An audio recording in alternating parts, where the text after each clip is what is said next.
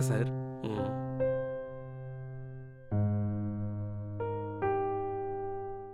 என்ன சுரேஷ், நீ வந்து ரொம்ப நேரம் ஆயிடுச்சா? ஆமாங்க சார். ஆமா, மேடம் எங்க? மேடம் உள்ள இருக்காங்க போல இருக்கு சார். அப்படியா? மேடம் உனக்கு டியூஷன் சொல்லி கொடுக்கலையா? சரி, ஓகே சுரேஷ், ம். நீ போய் உட்காந்து படிச்சுக்கிட்டு இரு. நான் ஒரு 5 மினிட்ஸ்ல வந்துடுறேன். ம். Okay sir. ம்.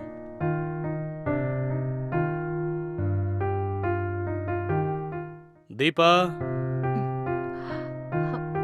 தீபா,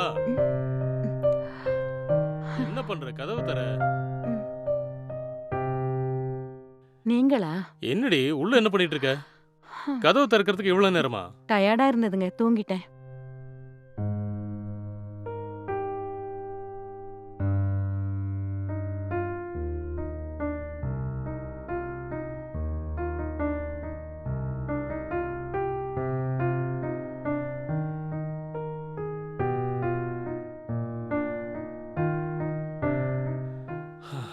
என்ன சுரேஷ், ம்.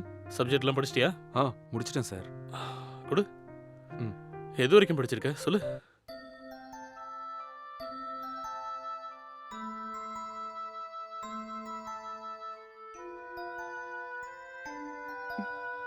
என்னங்க, ஏய், தொல்லை பண்ணாம லைட் ஆஃப் பண்ணிட்டு வந்து படு. உங்ககிட்ட ஒரு முக்கியமான விஷயத்த பத்தி பேசணும். என்னது?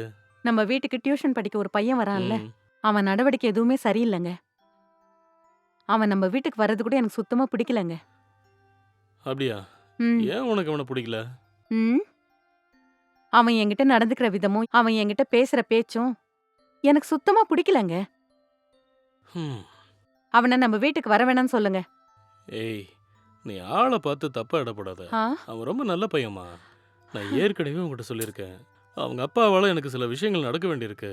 இந்த மாதிரி சமயத்துல அந்த பையனை டியூஷனுக்கு வர வேணும்னு சொன்னா நல்லா இருக்காதுமா. நான் அவனை டியூஷனுக்கு வர வேண்டாம்னு சொன்னேன்னு வை, ம். அப்புறம் அவங்க அப்பா என் வேலையை செஞ்சு கொடுக்க மாட்டாரு. புரியுதா? சரிங்க, அவன் நம்ம வீட்டுக்கு வர்றதுக்கு பதிலா நீங்க அவன் வீட்டுக்கு போய் டியூஷன் சொல்லி தரலாம்ல. ஏய், ஏன் நீ இப்படிலாம் பேசிட்டு இருக்க? டீச்சர் வீட்டுக்கு ஒரு ஸ்டூடெண்ட் வர்றதுல எந்த தப்பும் இல்ல. ஏங்க, உங்களுக்கு புரியலையாங்க? அவன் ஆளே சுத்தமா சரியில்லைங்க. அவன் என்கிட்ட பேசுற விதமே ரொம்ப தப்பா இருக்கு.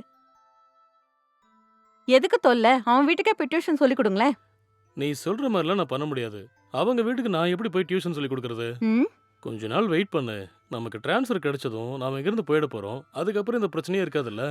ஊர்ல சொந்த வீடு நிலம்லாம் வச்சுக்கிட்டு எனக்கு இந்த சின்ன வேலை பார்க்கறதுல இஷ்டமே இல்லம்மா. நான் நினைச்ச மாதிரி எனக்கு ட்ரான்ஸ்ஃபர் மட்டும் கிடைச்சிருச்சுன்னு வையேன், அப்புறம் நாம அங்க சந்தோஷமா இருக்கலாம். கொஞ்சம் அட்ஜஸ்ட் பண்ணிக்கடி.